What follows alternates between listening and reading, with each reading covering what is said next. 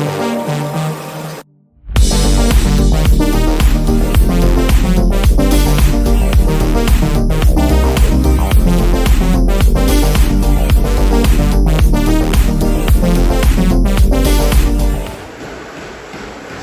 working. After all that makeup and dress. Come in here and perfect things with a giant fucking blue paint. Little human editing, a little human editing. All right, that's it.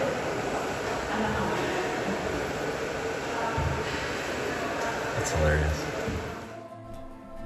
A few things to ponder about.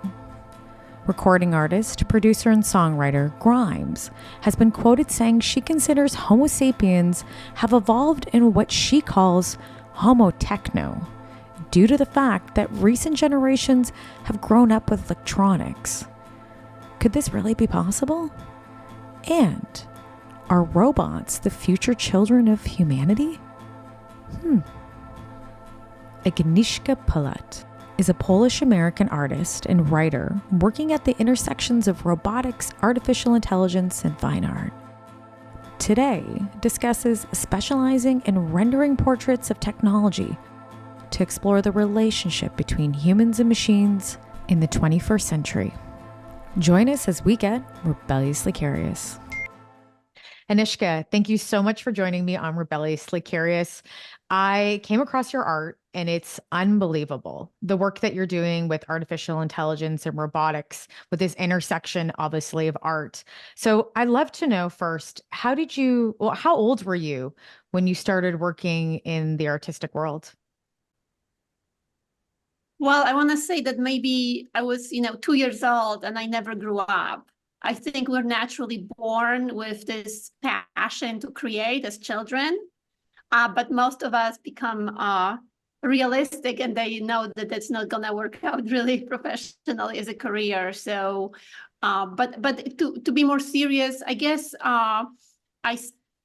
since kind of college, really. I mean, I did draw as a kid, of course, but then I really wanted to become a comic book artist ultimately. And so I went to school to study illustration. And this was the moment when I became like really, really serious at school.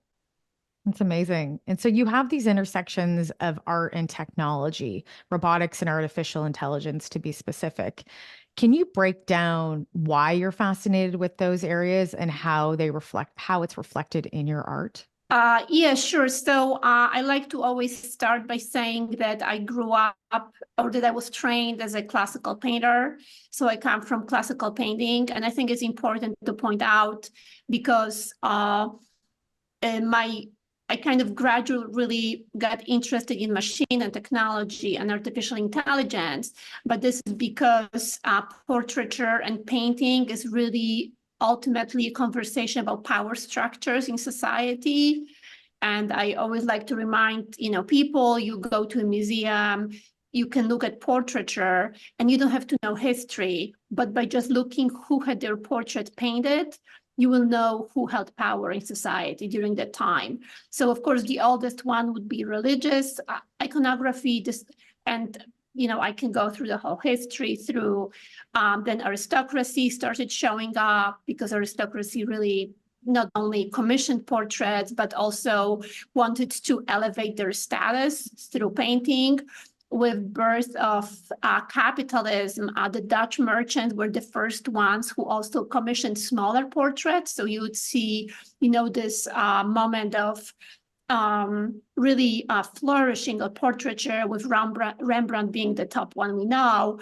And this was a reflection of the power that capitalism brought to merchants. And then I won't go through all the stages, but I will jump quickly right now. When we think about portraiture, probably selfie is number one portrait in society right now. And that kind of reflects the moment of hyper-individualistic me society. So I think as much as politically people might think that we don't have a lot of power, it's very untrue. We have a lot of power as individuals, and portraiture represents that.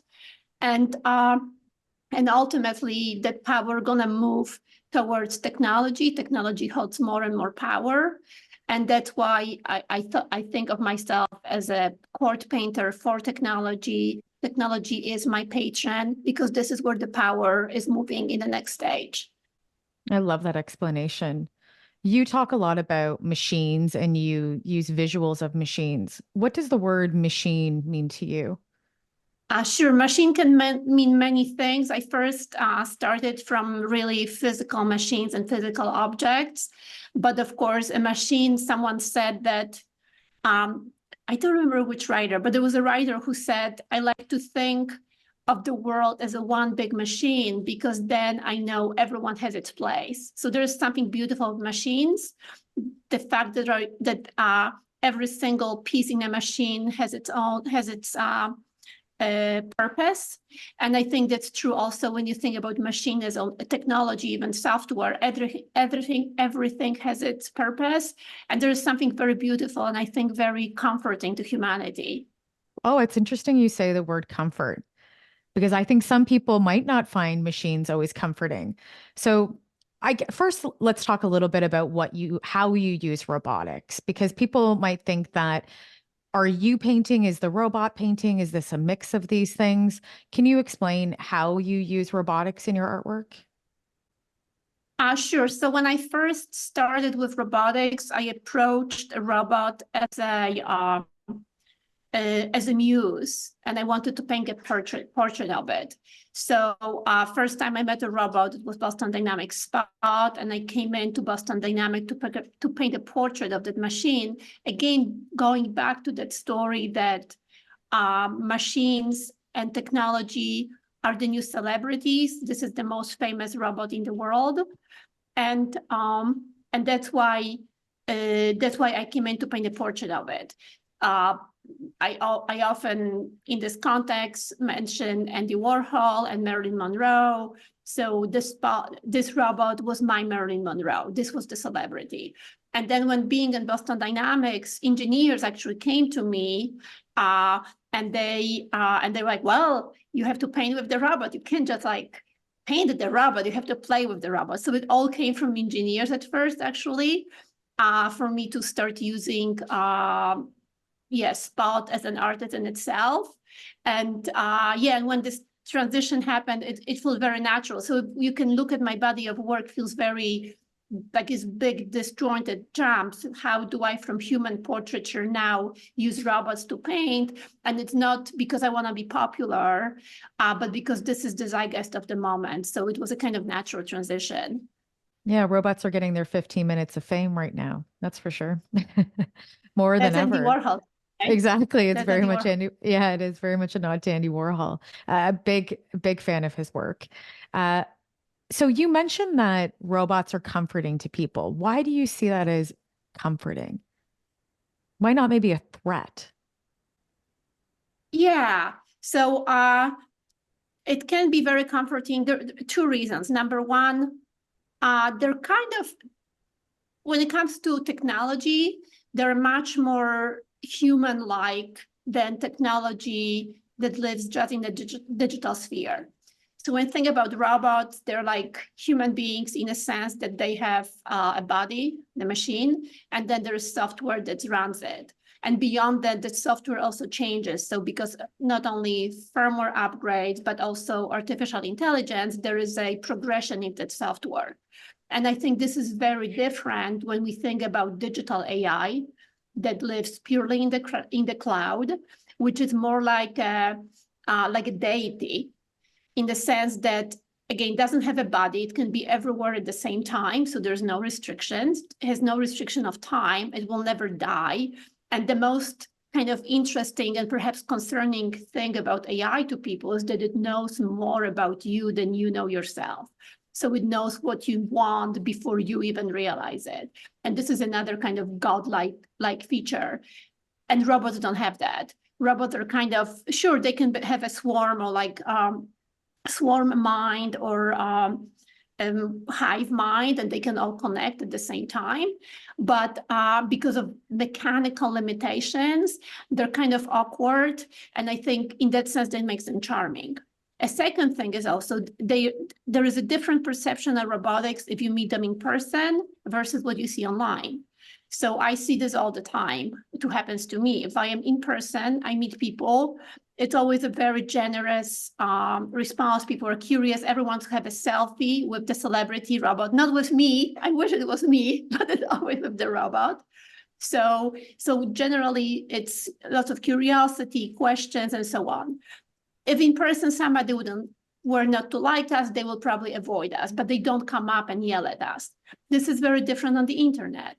If the video of the robot, me with the robot, or just the robot itself is on internet, we see drastically different reactions. And generally, it's outrage and it's hatred and it's fear. And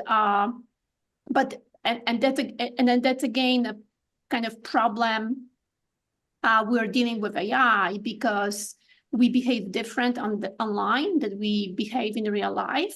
But of course, AI, the big models are trained on our behavior online. So we are setting an example to the AI algorithm that's probably not the best. And that's the biggest challenge, I think, right now with AI. I like the fact that you did phrase something as robots being our children of humanity. Can you explain that a little bit more? Yes, sure. So I think technology, unlike any other domain, is truly like accumulation of the human ingenuity, because people with the most curiosity probably go into AI and technology, and they'll solve very difficult problems. So again, it's like a global child that we all have. And then additionally to what I mentioned before is that because of the nature of artificial intelligence models that are being used now, AI is being trained or data that comes from everyone from all around the world. Unlike what was called good old-fashioned AI, this is an old model that used in the past, which was more based on making rational decisions. The new models of AI, LLMs, we call them, they learned from just the sheer amount of data we give to them, as opposed to really rationally making decisions. That's why a child of humanity, in a sense, that again, every time you go online, I go online, the data is being scraped, and the data is feeding AI models. So that's a great challenge to humanity, because again, we behave differently online, generally not as good as in person, but also it's a great hope, because people think we don't have agency, and it's really untrue. We have agency every time, again, we interact online.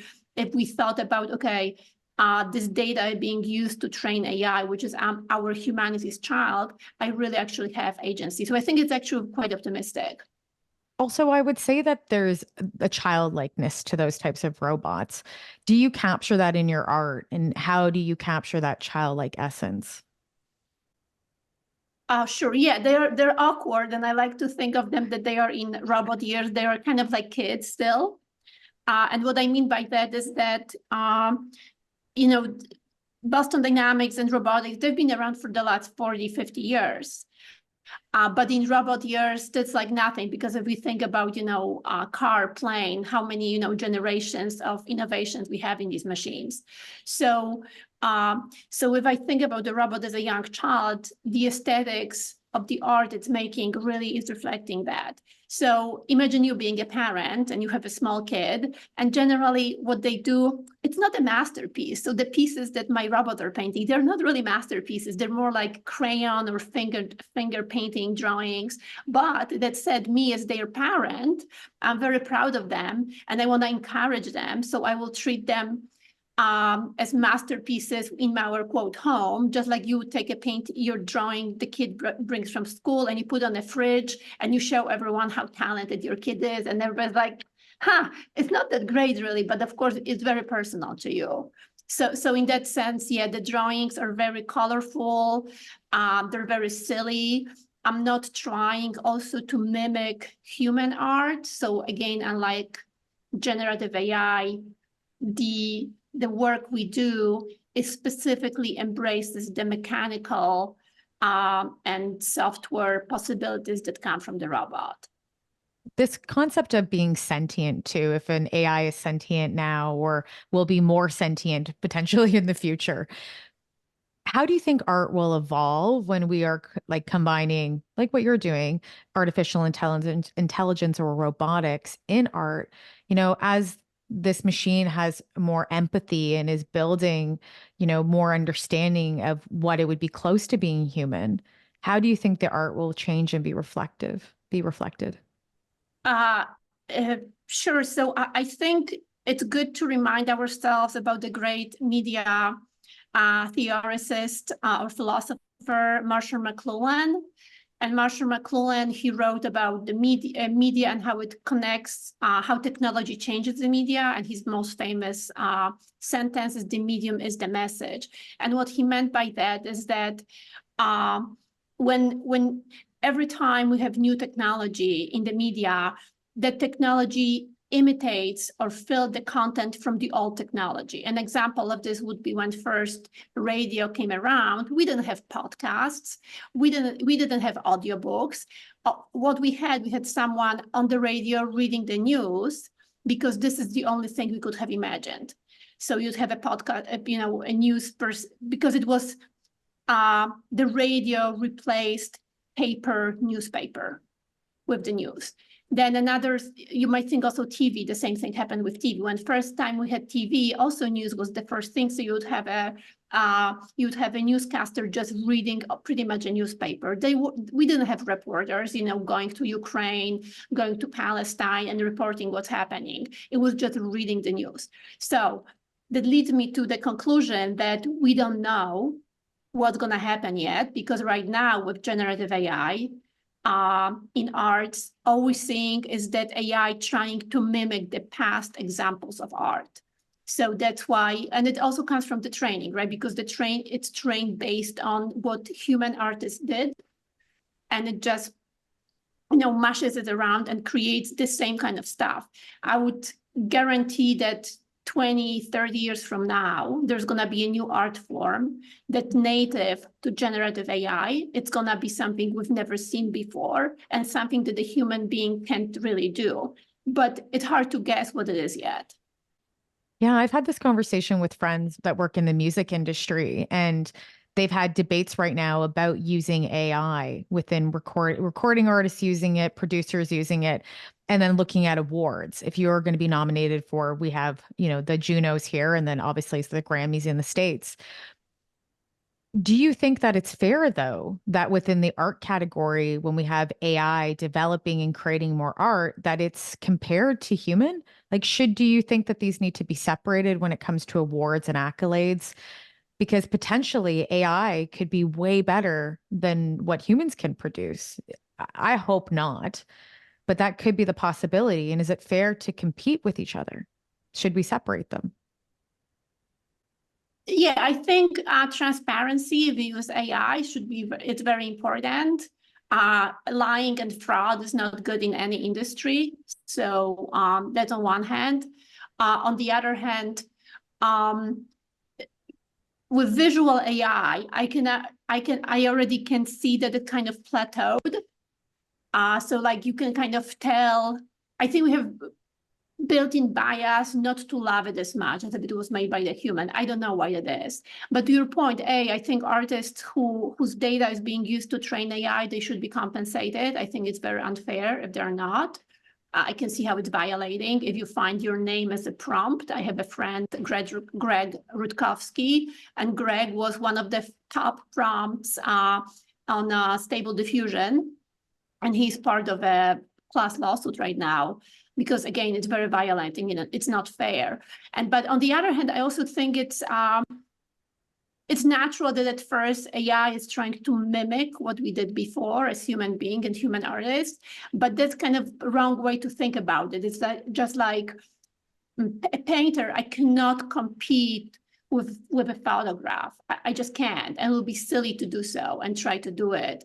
So, and photography in that sense really changed what painting was. So realism was really pretty much forgotten in terms of historical value in painting, and we have abstraction that came from that, and cubism, and lots of very interesting things that really human beings innovated. So yeah, I think it should be a separate category, of course. And it's silly if it's not. To me, it's even confusing. Why would you want to pretend that the same thing is just not?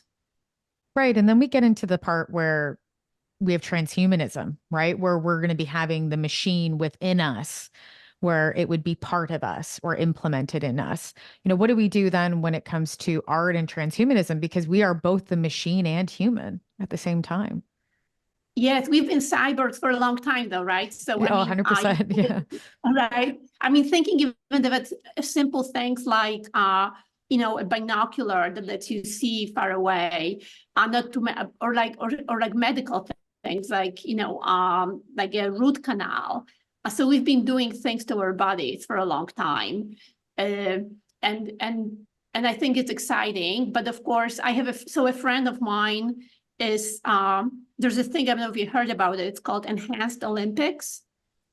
And Dr. Aaron D'Souza is, I guess, at the forefront of organizing it. So imagine Olympics when there is no restrictions. You can take whatever drugs you want, and even more than that.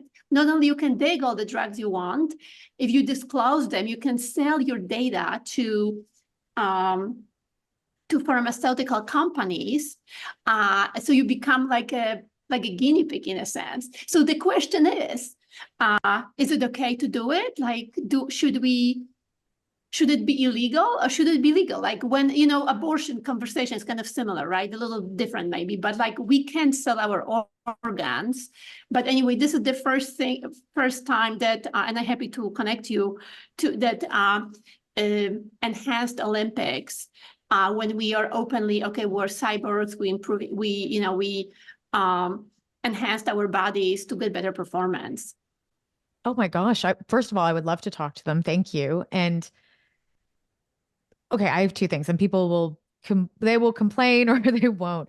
I think that they have to be separated, but my curious mind wants to see the data sets between both. I'd want to see, over the years we've had, the Olympics for the longest period of time, and then doing an enhanced Olympics, and then looking at the both and seeing what the human body can do when it's enhanced. I think that's fascinating. Do I think that it should be rewarded at the same level of the Olympics? No, not right now, because it would be something new and we're using something to enhance us. But I think it would be really interesting to see how the body moves and adapts when it's enhanced, specifically during, harder sports. Yeah, it's fascinating. And also it kind of puts on its head what is ability or disability. So in the past, you would think a runner, if they lose their legs, their career's over. But oh no, they can put the blades on and they're much faster than a human with regular legs. So I think it opens a conversation about how disability can become your advantage, which I think is very interesting. Oh yeah, it's a very interesting conversation. And we're at that intersection right now where that could really start to blossom and grow and give the ability for equality on many different planes, right?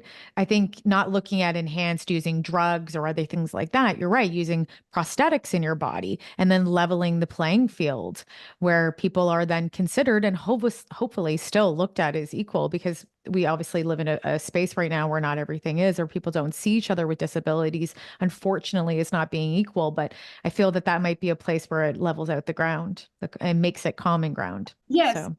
And then I'll give you another example, very personal in technology. So I was born in Poland. English is my second language.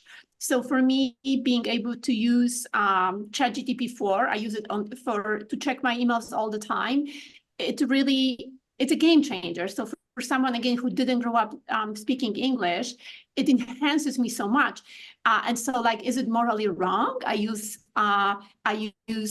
chat to help me with emails, or does it just level the playing field with native speakers? So these answers are not really as obvious as you might think at first.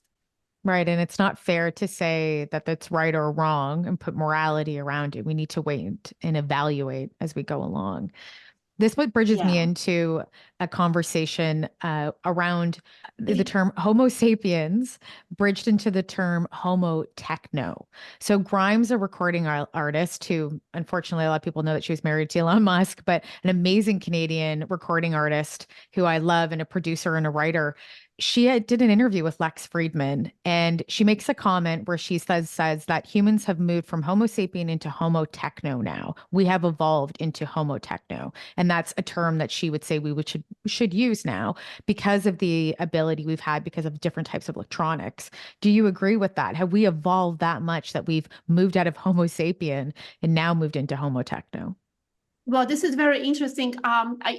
She must be familiar, and you might be too, with Yuval Harari's book, Homo Deus. So Yuval Harari, amazing writer, historian, and he wrote his first book that brought him to fame was Homo Deus, and its history of humanity. It's phenomenal.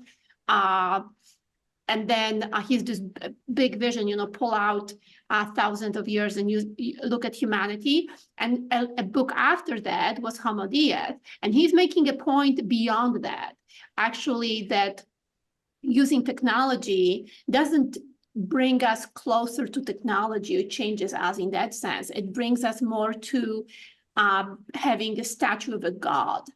Because again, if you use technology, you have these abilities that in our mind, I think, can only draw parallels between gods versus humans before really science kind of explained nature to us. And that's, like you mentioned, you were going to talk about SpaceX, and that's what my work at SpaceX is all about. It's really about using technology right now, using the language and the parallels that religion used in the past. So starting with seduction for a better utopian future, using their tools. Also immortality, of course, we know there's a lot of billionaires who getting old, they don't want to die. And a different way of using technology is for them to overcome it, either thinking, okay, can I just transfer my brain? Or can I live longer? Which is also, I think, very godly kind of characteristic, not necessarily even Western gods, but just even polytheistic religions when we have different personalities. Of course, and then finally, very importantly, the sin and redemption that also both technology and both religion offer to us. So going back to Grimes and to Homo technus, I think Homo Deus is where Homo technus will gonna take us, I suppose. Interesting. I like that perspective. I like how you spoke about the concept of religion and all of these other elements that are put into your work. How do you think that down the road we might see a threat within AI and artificial intelligence? Do you think we'll see that as in an intersection of art as well? And if so, what might that be? Sure. So also going back to technology and AI especially, there is a transition also that's happening a bit from oracle to sovereign, also very religious and historic concept when you think about it. So right now, technology was and still is about huge amounts of data and predicting future, our behavior, using data in commerce, using data in power structures to manipulate people perhaps, or to elevate people, depends, where you are. But I think the next stage is to really use the data. It's not just to know or to manipulate, but to really have power over people. So this is how you become a sovereign. So again, going back to God idea, God knows a lot, but that knowledge gives God power. And I think that's where we're going more and more, delegating decisions to AI. We're going to see it in many industries, not in art only, but imagine about stockbroker versus an AI stockbroker. I mean, you can't compete, right? So the whole idea, what is valued, might also change. That economic value, everything might change at some point due to AI and how it moves around these power structures. It's going to be really interesting with the power structure. There's a lot of people that are worried about AI and say that it's a bad thing and we're becoming too technologically advanced. Do you feel, you spend a lot of time with AI and a lot of time with actual robots. I love that, first of all. I want to spend time with a robot in many different ways. All I have is my droid right now that is my Roomba, and I love him. But that's my first droid. But where do we see, do you see that this is a negative thing? Do you right now currently feel that this might be negative and that it potentially in the future, outside of just being a threat, that this could not be good for humanity? Yeah, it's well, it's a cliche, but it is a tool. So it depends in which hands it falls, of course. I do ultimately, I'm ultimately always optimistic about technology because I think it requires really very brilliant minds to run it. And overall, when we look at history as an arc, not in terms of like 10, 20 years, like, Putin, that's a terrible negative moment in history, but overall the good always won, right? So, and I think it's due to the fact that brilliant minds generally are good minds. And what brings me to robotics in this is that I respect robotics because to operate in nature, they have to respect nature. They have to respect laws of physics to be able to operate in our environment. And again, unlike digital, maybe AI that can make up stuff. So there is something optimistic again about robotics in that sense. Negative, yeah, I don't know. Everyone talks about negative, so I always try to think like, I grew up in Poland, so I always think like I'm a propaganda artist, but I propaganda for the machine. So I sometimes like to, on purpose, take a ridiculously positive view of technology without criticizing it. And it comes from my experience as a child, technology always being like this beacon of good light for us. And we saw it in the beginning of the war, also with Ukraine, that that Russia couldn't keep up, and a lot of it was due to the fact that it's that Putin is morally corrupt, and so it's really hard to run a very smart system if you are corrupt. You really have to have respect for reality at some point.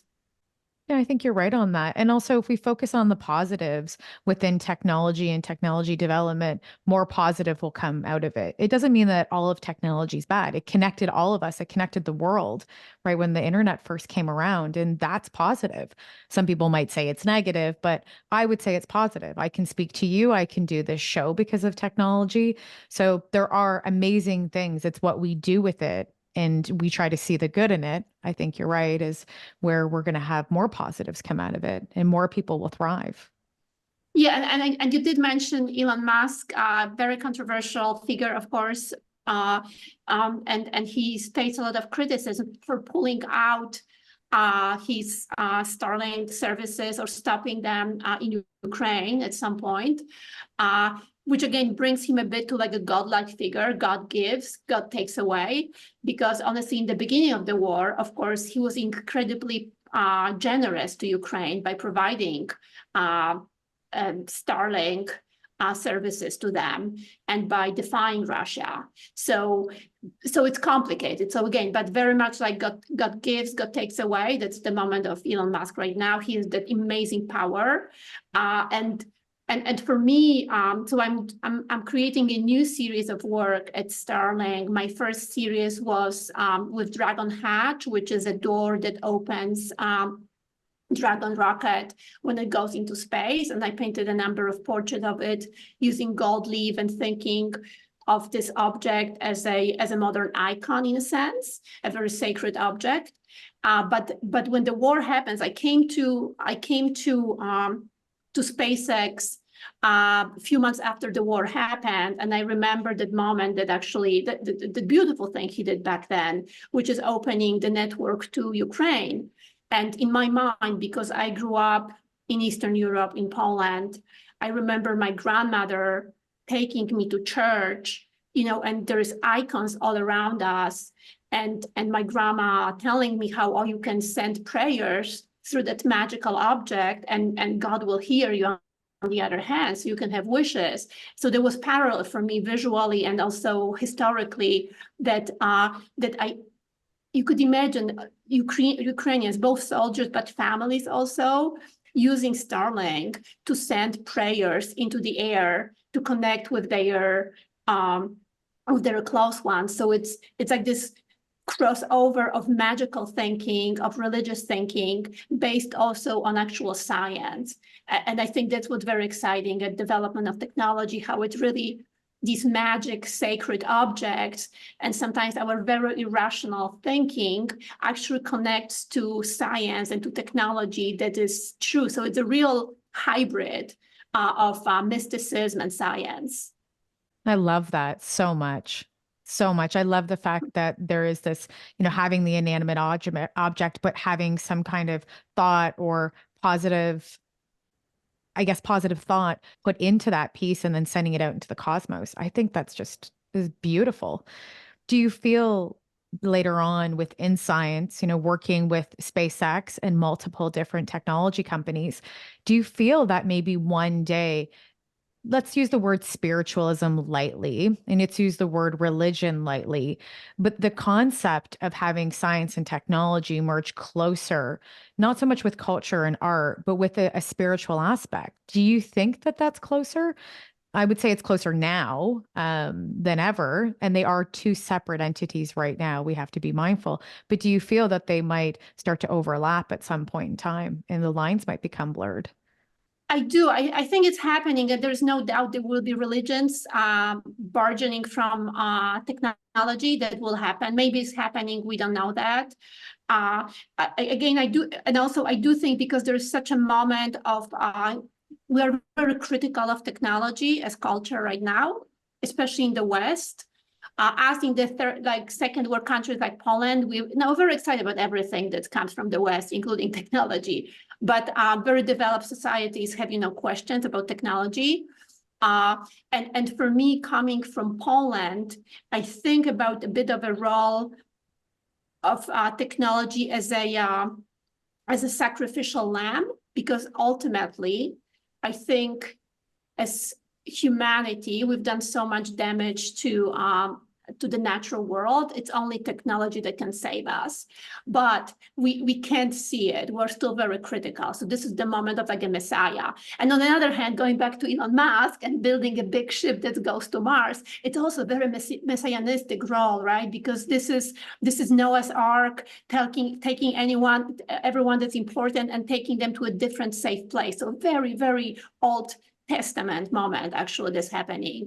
But I mean, again, Ukraine and Starlink, the moments of praying to technology to save the country from aggression. I mean, what could be more religious and mystical than that? Very true. Very true. And I try to have these conversations sometimes with scientists, and I always have the best ones when it's with artists. They're just so open-minded and love to discuss because I'm not saying people in humanities, professors I've talked to in humanities love these conversations too, but it's so nice to have them with an artist. So thank you so much for joining me and being rebelliously curious today. And last thing, where can people see your art all over the world? Well, the best place to see it now, if you want to see robots, would be the National Gallery of Victoria in Melbourne. We have 3 robots, and they're working there till April 7. So if you are anywhere in the South Pacific, Asia region, get on a plane and go to Australia. This is a very big exhibition. It's a very big installation. Nothing else even compares to that. I mean, I have new things coming up, but that's the exhibition to see right now. That's wonderful. Agnieszka, thank you so much for being rebelliously curious with me today. Thank you.